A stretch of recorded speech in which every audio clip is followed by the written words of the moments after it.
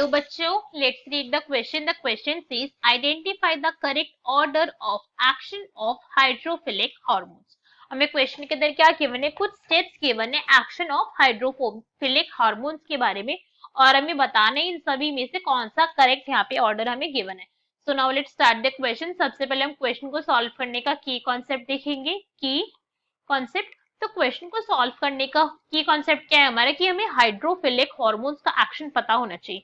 Right, अगर हमें इनका मोड ऑफ एक्शन पता है कि किस तरीके से एक्शन करते हैं, तो हम क्वेश्चन को बहुत ही इजिली सॉल्व कर सकते हैं. हाइड्रोफिलिक हार्मोन का एक्शन मैकेनिज्म. सो अगर हम हाइड्रोफिलिक हार्मोन की बात करें, तो हाइड्रोफिलिक का मतलब ही क्या हो गया, वाटर लविंग. ऐसे सब्सटेंस जो वाटर को लव करे, दैट मीन जो पसंद करते हैं वाटर के साथ इंटरेक्शन करना, उन्हें हम हाइड्रो वाटर लविंग कहते हैं. तो एक्चुअली में हम क्या कह सकते हैं बेटर वर्ड्स के अंदर, कि ये वाटर सॉल्यूबल हार्मोन है. कौन से हार्मोन है ये, वाटर सॉल्यूबल हार्मोन है. इसलिए हम इनको क्या करेंगे, इनका वो एक्शन मैकेनिज्म समझेंगे भाई, कि इनका एक्शन मैकेनिज्म किस तरीके से होता है.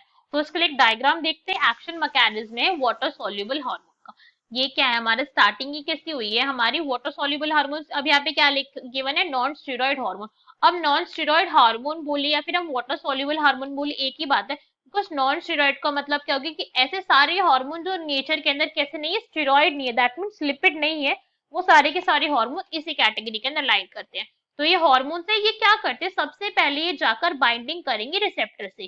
किससे हुई, रिसेप्टर से बाइंड हुई. और ये रिसेप्टर कहाँ के ऊपर प्रेजेंट है, ये रिसेप्टर प्रेजेंट होते हैं सरफेस के केस के अंदर.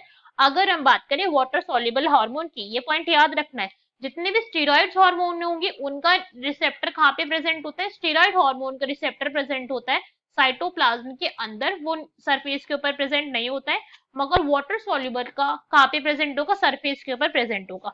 तो सरफेस के ऊपर ये जाकर बाइंड करे, ठीक है, ये हम देख ही सकते हैं. सरफेस के ऊपर ये बाइंड सरफेस से, मतलब जिससे रिसेप्टर से ये बाउंड हुए हैं. रिसेप्टर एक्चुअली में क्या होता है, ये होता है जी प्रोटीन. क्या है ये, जी प्रोटीन है. अगर हम इसके और एक बार थोड़ा सा स्ट्रक्चर को अगर हम इसके देखना चाहे, तो ये क्या करते हैं, 7 टाइम प्लाज्मा मेम्ब्रेन को क्रॉस करता है. तो अगर हम इसको देखें, 1 2 3 4 5 6 7 टाइम से प्लाज्मा मेम्ब्रेन को क्रॉस करता है. तो कुछ इस टाइप का इसका स्ट्रक्चर होता है. इसलिए हम इसे क्या कहते हैं, सरपेंट भी कहते हैं. दैट मीन 7 टाइम ये प्लाज्मा मेम्ब्रेन को क्रॉस कर रहा है. जी प्रोटीन का ये क्या है, ये इसका एक स्पेसिफिक फीचर है. जी प्रोटीन प्रेजेंट होता है यहाँ पे जीडीपी यूनिट के साथ. जीडीपी हम देख ही सकते हैं, जीडीपी यूनिट यहाँ पे बाइंड है. अब जैसे ही यहाँ पे क्या हुआ, हार्मोन आके यहाँ पे बाइंड हुआ, बाइंडिंग हो गई हार्मोन की. ये जो हमारा जीडीपी यहाँ पे प्रेजेंट था, ये जीडीपी कन्वर्ट हो गया जीटीपी के अंदर, हो गया कन्वर्ट. अब जीटीपी जैसे ही कन्वर्ट होगा, ये कहेगा कि भाई मेरा तुम्हारा साथ यही तक का था जी प्रोटीन से, अब मैं जा रहा हूँ अपने दूसरे दोस्त के पास, उसको मेरी तुमसे ज्यादा जरूरत है. इसको छोड़ के चला गया ये, और ये जाके बाइंड हो जाता है एडेनाइल साइक्लेस के पास. अब एडेनाइल साइक्लेस के पास अपने दोस्त के पास आया, और एडेनाइल साइक्लेस इससे क्या कहता है, कि भाई मेरा एक और दोस्त है, उसे भी तेरी हेल्प की ना बहुत ज्यादा जरूरत है, तुम उससे बाइंड हो जा और मैं आगे की रिएक्शन करवा दूंगा. तो अब एडेनाइल साइक्लेस ने क्या करा, ये एटीपी को कन्वर्ट करवा देता है सीएएमपी के अंदर. सीएएमपी का क्या मतलब होता है, सीएएमपी इज साइक्लिक एएमपी. ठीक है, इसे हम साइक्लिक एएमपी कहते हैं. और साइक्लिक एएमपी क्या है, एक्चुअली में सेकेंडरी मैसेंजर है. क्या है, ये सेकेंडरी मैसेंजर है. अब जितने भी बाकी बॉडी के अंदर सेलुलर फंक्शन होंगे, वो सेकेंडरी मैसेंजर सीएएमपी करवाएगा. तो भाई प्राइमरी मैसेंजर कौन था, प्राइमरी मैसेंजर था हमारा हार्मोन. इसी के बाइंडिंग होने की वजह से सारे के सारे काम हुए, वरना तो होना स्टार्ट ही नहीं होते ये.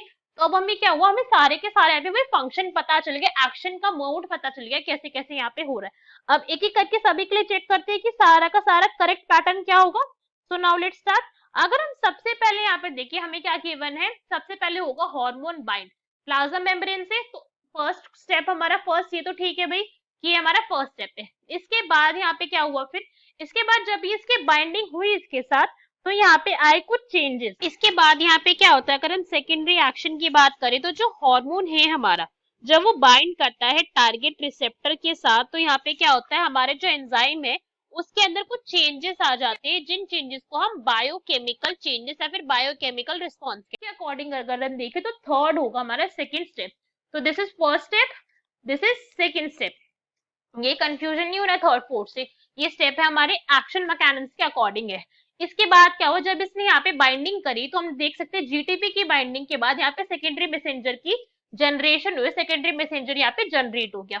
तो जो फोर्थ स्टेप है हमारे यहाँ पे जो हमें गिवन है वो एक्चुअली में थर्ड स्टेप है। क्या हमारा थर्ड स्टेप हो गया। अब इस थर्ड स्टेप के बाद जितने भी हुए थे बॉडी ने करे भाई सेलुलर फंक्शन स्टार्ट करे, फिजियोलॉजिकल रिस्पॉन्स दिया।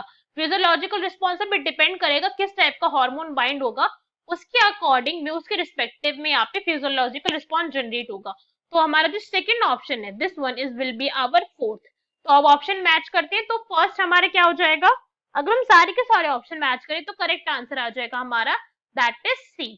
राइट, सी आएगा। इसके अकॉर्डिंग मैच करें फर्स्ट, फिर फोर्थ, फिर थर्ड एंड देन सेकंड, इसी ऑर्डर के अंदर है हमारे सारे, तो C is our correct answer. Hope you understood it well. Best of luck. Thank you.